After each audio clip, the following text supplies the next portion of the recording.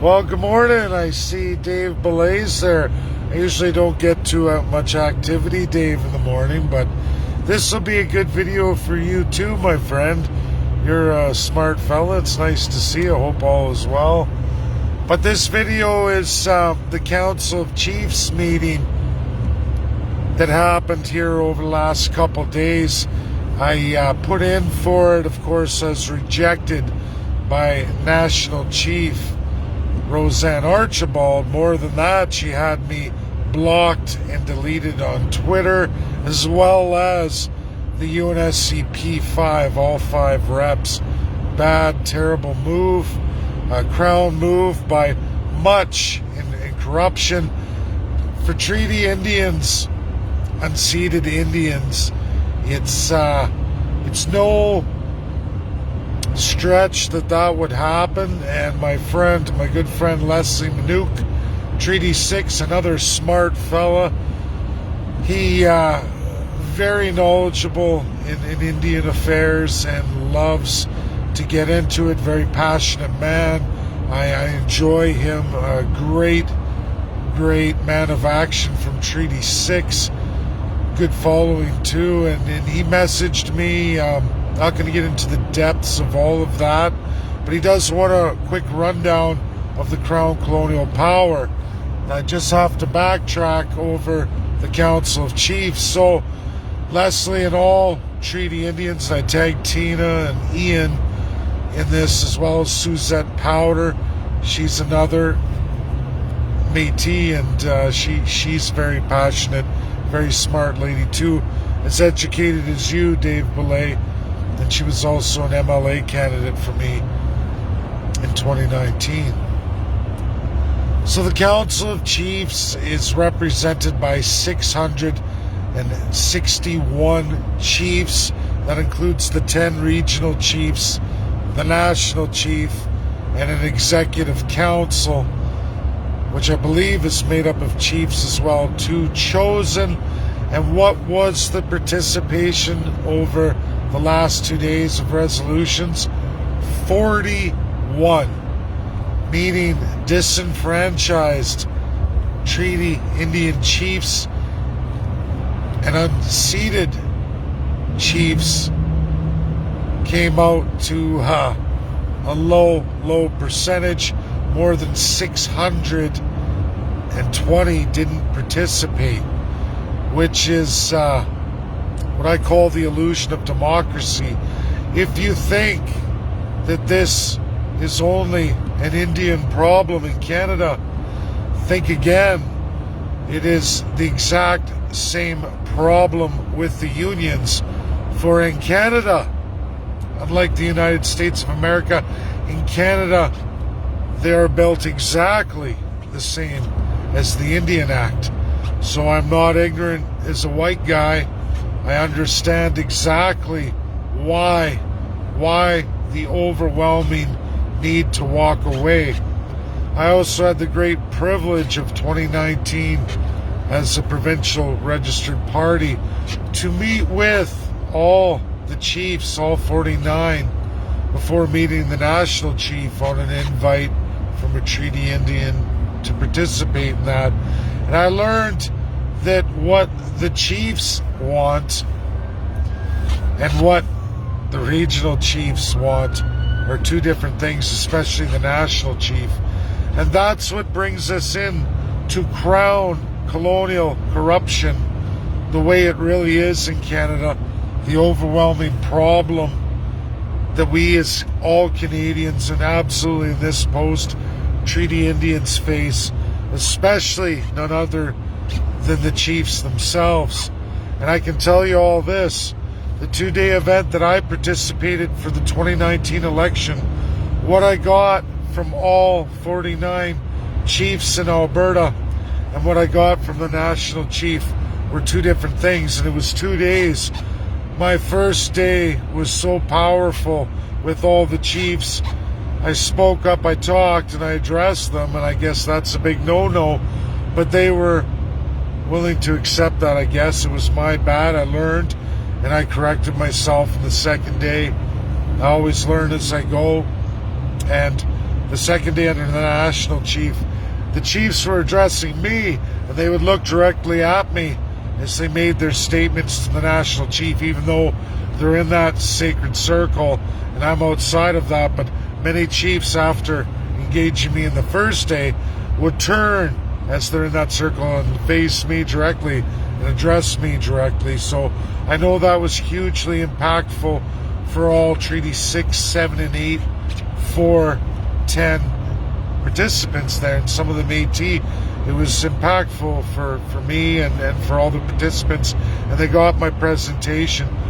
But again, this post is for you, Leslie. A quick rundown when addressing Crown Power, and this is basically how it works for Treaty Indians, and absolutely when we get into National Chief, Council of Chiefs, and how things run away. I do have to do a video on the same lines for all unions in Canada.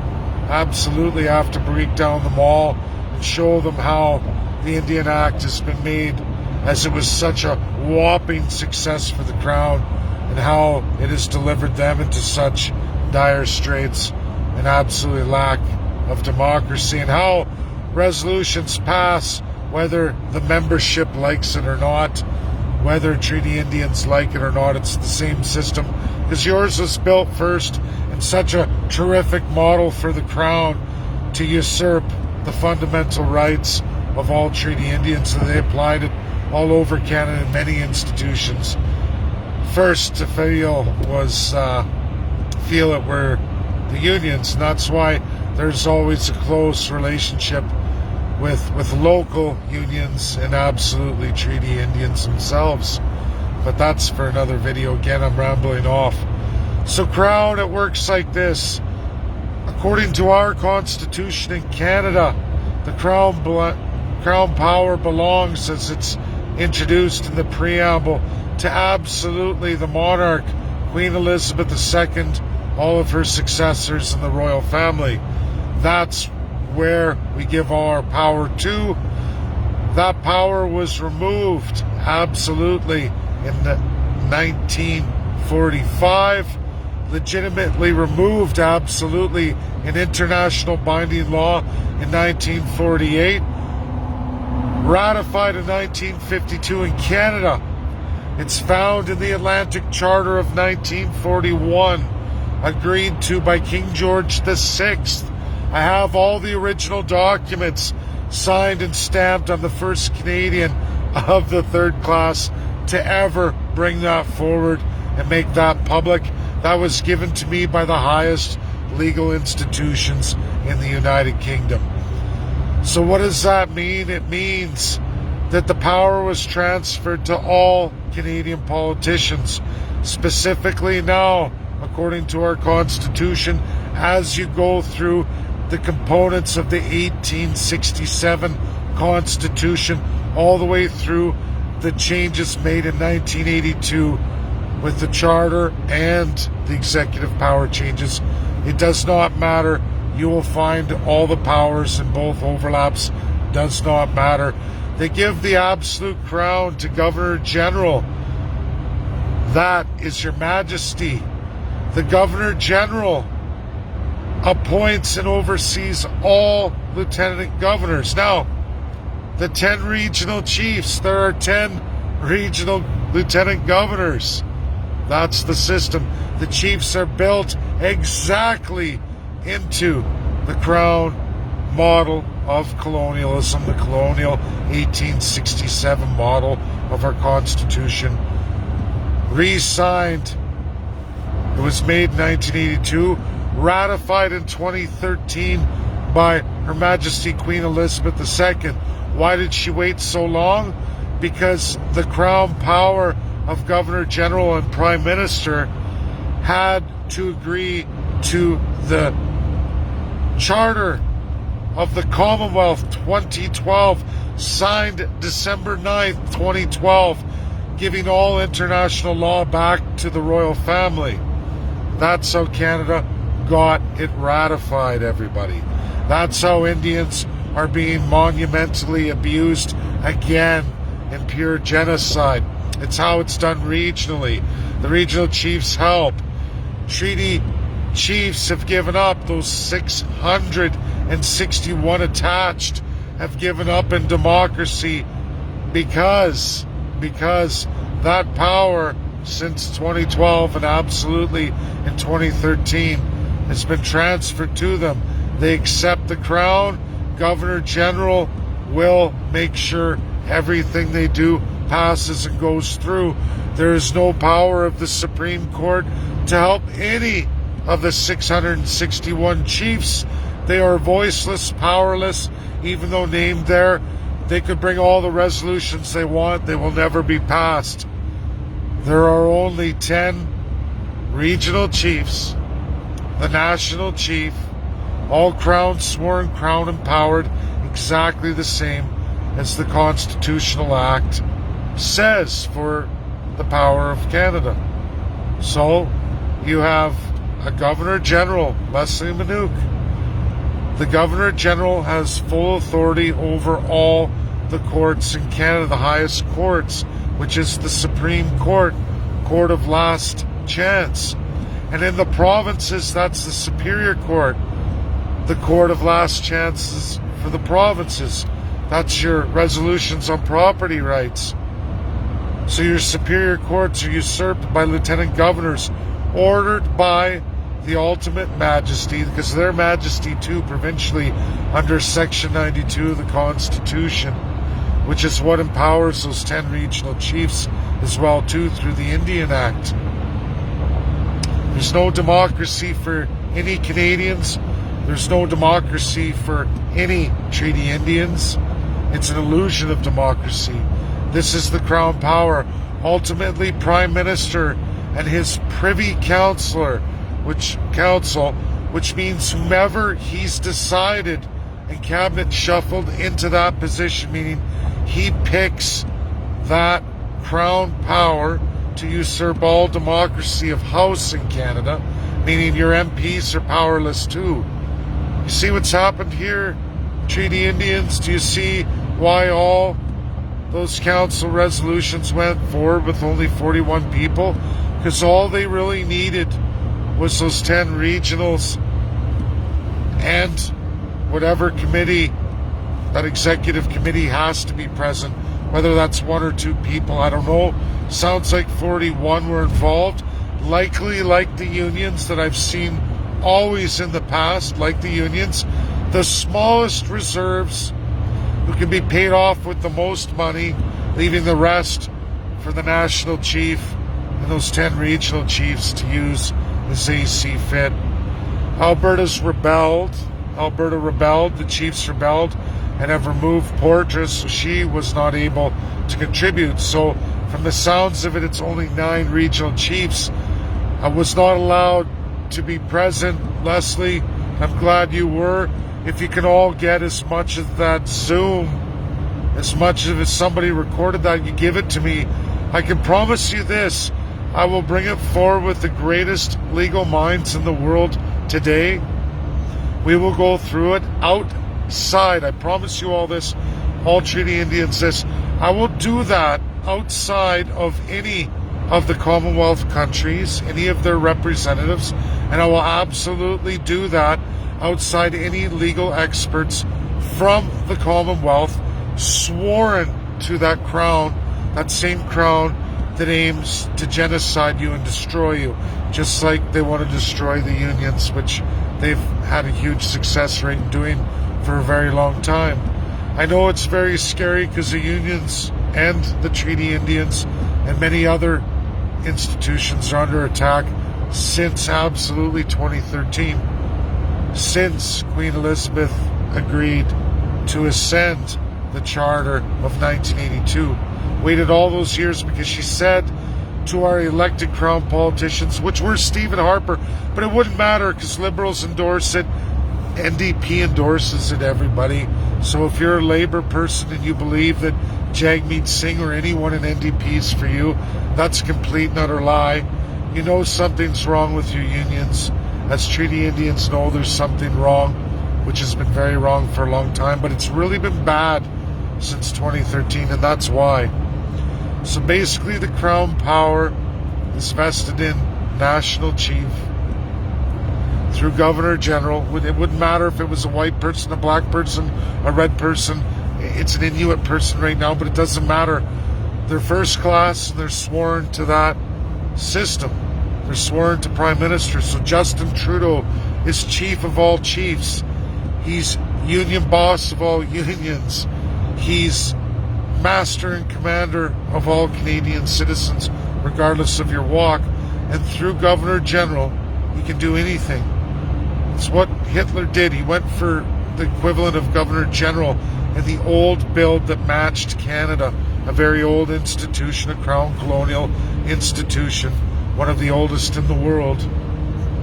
That system that was South Africa, that was Nazi Germany, has been largely abolished but continues on in Canada, one of the worst in the world today, only matched by a few other countries. And if you guessed Australia and New Zealand, you'd be correct. Arguably, Australia can even be worse. Read that constitution, it'll make you puke. But then, of course, you have Aborigines, and it's no wonder. And New Zealand has its share too. That's my video. I hope that helps, Leslie. Always bring it back to lieutenant governors, 10 of them in Canada, 10 provinces, and the 10 regional chiefs. It's the same thing. It's the same thing. The illusion of democracy. All Canadians go through it. All Treaty Indians go through it. All Métis absolutely go through it. All Inuit do not go through that exact system. They're still subject to the crown, but there is the United States and Russia that overlaps them in the Arctic. So prime ministers have to be very, very careful with Inuit people. I'm desperately and diligently working hard with USA and Russia and China as well too, as the P5 members, to educate them beyond the Arctic Council to what's happening with the Treaty India. Now, America hasn't had to deal with this for a very, very long time. They do actual war, as everyone knows. The last American Indian War was in 1924. They signed America First, and they ended all American Indian Wars. So America has not had to look at any kind of unceded Indian, which they did have, but that was the American Indian Wars. They were upfront and honest about what they were doing, whereas Canada remains with unceded land and remains genocidal and plays the Nazi South Africa game. They use colonial powers, they use assimilation, full-blown genocide. They do it regionally, now much more than they ever do federally. We see that with the Wet'suwet'en in BC, and that is absolutely the provincial government, backed up by the federal government, but it's through division of power, Section 92, and that is a military police, the RCMP, are federal, provincial, and municipal, as was the Nazi police force, that SS. It's sick, it's sad, it's depraved. South Africa utilized the same thing. Now, the UNSC P5 members stepped in. That was led by none other than Russia and, former Soviet Union and Communist China, Beijing. So they are still largely knowledgeable of it. Putin's a little weak on these issues. He's made a commitment to get back to international law. We're going to try to get that back. But the reality is I need the chiefs. And I have to appeal to them. If I could get a majority, it's going to take 3,000 emails beyond just those 661. I have to ultimately hit all of them. And I know your customs and cultures, as I learned it, people of the Treaty Indians don't know what I've done just in my province of Alberta, but they don't understand that I'm not a wealthy man and that I'm just a third-class citizen. When you talk about visiting, like Saskatchewan wanted me there, and I could have met all of them, the same as Alberta. I could have met all of them. It was 85 chiefs, and I know they were offended. They felt betrayed by me, but it comes at a monumental cost, people, and I'm not of that first class. Treaty Indians have to understand that. That's the beginning of the Crown power. The boat people and the canoe people, whether you're seated or unseated Indian, and you're the first to be looked at here, is that everything built and done and dealt with you was done with the first class. You've never ever had any dealings with any third class citizens, none whatsoever, in your entirety, all the way back over 300 years. You've never dealt with a colonial other than the first class citizens. There's a whole third class that you called the settler, that you had a problem with the settler, who was the slave serf class. It's something you need to learn. And I know that education has to be brought forward and it has to be done by a third class. It's why I do the work I do. I've been accused of unilateral movements. Well, that's because I have absolutely zero investment of any first class citizen. So from the perspective of a treaty Indian or an unseated Indian, seated Indian, unseated Indian, it would appear I'm moving unilaterally with absolutely no oversight. Well, that's true, because I'm for the people, by the people. And unfortunately, well, the 49 of Alberta got to meet me in my honorable self firsthand, where I spent 2 entire full days with them, not 15 minutes like a piece of shit Justin Trudeau, first class citizen. I went there as a third class, and I spent a full 2 days learning just as much as I can, listening and exchanging and earning respect and learning customs. And then I wrote up a presentation for day 2 for all 49 of those chiefs. That is the last little lighter flicker I have left. It's they dismissed Portress.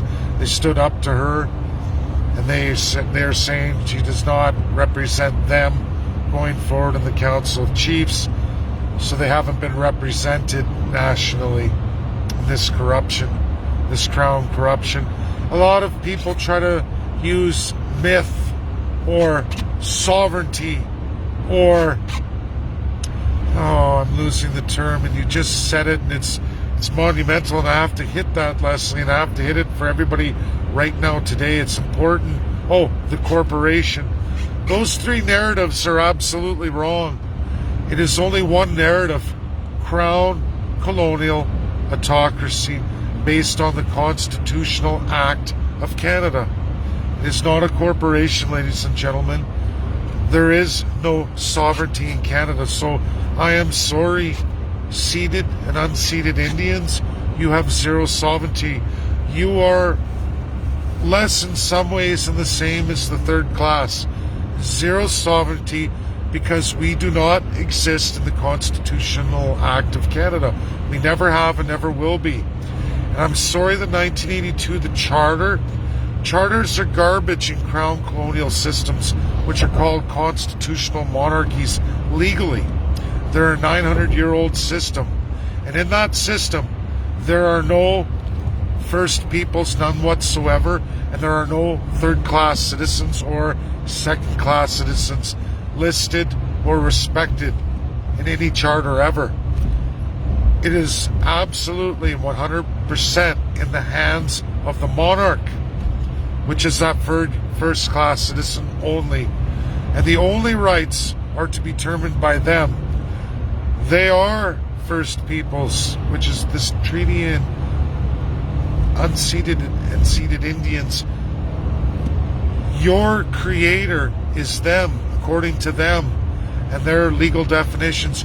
You are to recognize them as your creator for all intents and purposes in their legal system. I know that's not your legal system. I'm telling you the legal system they're imposing on you. And for unseated, it's a war. It's a living war. America did American Indian wars to win the unceded lands. I'm not saying that's right, but at least they were upfront and honest about it. This was not the same in Canada, never has been, never will be, because we're a constitutional monarchy. You have zero sovereignty, just like the third class and second class citizens, which are the majority. You have zero sovereignty. So you can delete that term from your banks. I'm sorry. We're not a corporation, regardless of what everybody tells you. We're not a corporation. The incorporation of the acts is done by a crown monarch or the first class citizen. They are, for all legal intents and purposes, the only legal citizens in Canada. For all other Canadians, that means they are your gods. It says right in the Constitution. I'm sorry you don't read that. There is no supremacy of God. They are your gods. And I can show you that the Parliament of Canada, the Parliament of Quebec, Upper and Lower Canada, visually display this even now today. Now, you go to the Parliament right there in Ottawa today, everything is under wraps, massive construction. You can't visually see it anymore. Those monoliths are hidden. The displays on the face of the parliamentary building explaining all of this to you and displaying the savage Indian and the slave class citizen, where your gods empower those politicians with the sword. They hand them the sword to minister upon you. And the angels come and they tell all of you working class slave citizen serfs to work very hard, because God that you worship has empowered your colonial first class citizens to administer your lives. They are your legal rulers by way of God. By way of God. That's the truth. Sick, sad, and gross. And when you read the charter that does incorporate status for all Indians, when you get to the end of it, it tells you subject to Her Majesty. And who's Her Majesty? Governor General and all Lieutenant Governors, who are sworn to whomever's elected Prime Minister. And they must do whatever the Prime Minister says, and he or she can remove them at will, because he is the God, the divine, pure, 100% autocracy, the supreme executive power. That is the illusion of democracy in Canada. It will never change. It will never change until we, the people, elect a party, which means all Indians, all Métis, all Inuit, and all second and third class Canadians elect a party like the party I'm building, where its only platform is to absolutely show you the legal path to destroy that crown and give the power back to the First Peoples and all their designations, starting with the most abused and highest population, the treaty and unceded Indians. What I can say is that the 40 million, which means the 38 million Canadians, the over 1 million Indians, is that Canada and all its unceded and ceded land can be divided and given to you in full, real sovereignty, real supremacy of God, meaning not ever invested in any man or woman, like a lot of countries today since 1945, enshrining constitutionalism, that no man or woman is ever given the power of a god over another man or woman of any race, creed, or color. Meaning that God is personal to you, however you want to deem that, and nobody can take that away from you, and no man or woman can rule over you like a god. That's what it means. It means we the people, real we the people, not we the first class citizen or the divine monarch, which is what Canada is. That's all that exists in the Constitution at the end of the day in Canada. Not a corporation, not a myth, and not sovereignty. That doesn't exist in Canada. It's all real. They're a real entity, ruled illegal, but nobody wants to fight it. And when it was going to be fought, when South Africa fell for that very reason over apartheid and the Crown empowered colonial power, Canada moved quickly to transform the entire criminal code so that anybody that comes forward in decolonization can face upwards of lifetime in prison, whereas someone can commit a child murder or multiple murders and not even see that much time, or complete the act of genocide, which happens every day in Canada, and could walk away with just a slap on the wrist. In international law, you can lose your life for that crime, but not in Canada. It's a slap on the wrist. But to participate in, for example, decolonization, toppling a statue, can land you 10 years in prison. 10 years in prison. This is what happened to many people around the colonial world. It happened to Mahatma Gandhi. It happened to many, many people. South Africa, we can look at Nelson Mandela. It happened to him too. Lifetime in prison for literally no real world crime. And that's kind of a good thing. There has to be some sacrifices made. Canada is not stupid enough, because they're a Nazi institution, smarter. I thought maybe the statue toppling would see me in prison and I could get the ball rolling with the P5. But Canada didn't take the bait. They're a very old Nazi Germany because of the very first Nazi Germany. They've been that way when you look at genocide and apartheid since the Indian Act 1876. All these other countries came after. They used Canada's model to make theirs. Canada's much, much older. The oldest, sickest model besides Australia. Actually, it is older than Australia too. But Australia is older than Nazi Germany and South Africa. So is New Zealand.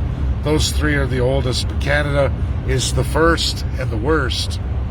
A lot of people don't know this. But there is a massive circle of the smartest legal minds in the entire world, all in the top 10 and the best institutions in the world, highest ranking, who all know this to be true. And the P5 are learning that this is true. I need Treaty Indians. I need them to understand all this stuff. It means reaching out to all 3,000. It's the work I'm going to have to do, Leslie, Ian, Tina, and Suzette.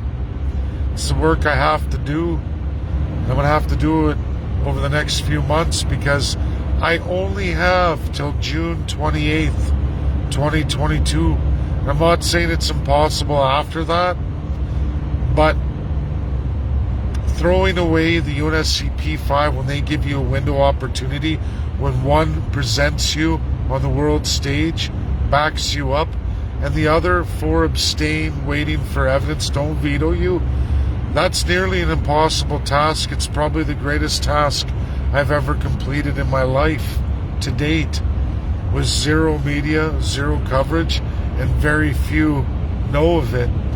And if we're unsuccessful, only the P5 themselves and a very few handful of the greatest minds in the world are ever going to know of it. There's people who want me to write a book right now in case something happens to me. And these are world-renowned, credited legal experts with large publishers behind them. But to do that means I'd have to shut all this down, delete my Facebook, and quit my works. Because publishers have their own rules too on intellectual property. And I'm not ready to go down that road. I'd rather fight the fight. I'm always and always have been and always will be boots on the ground. And it's the task of moving people. So I need all the chiefs. It's my last flicker of hope. And it's a monumental amount of work, and that's what I'm going to do. Thanks everybody this morning for joining me. God bless all of you, and thank the Creator for all the First Peoples. Enjoy the rest of your day, and that's where I'm going to head. More work to be done, monumental work, and a last hope, so to speak. I know.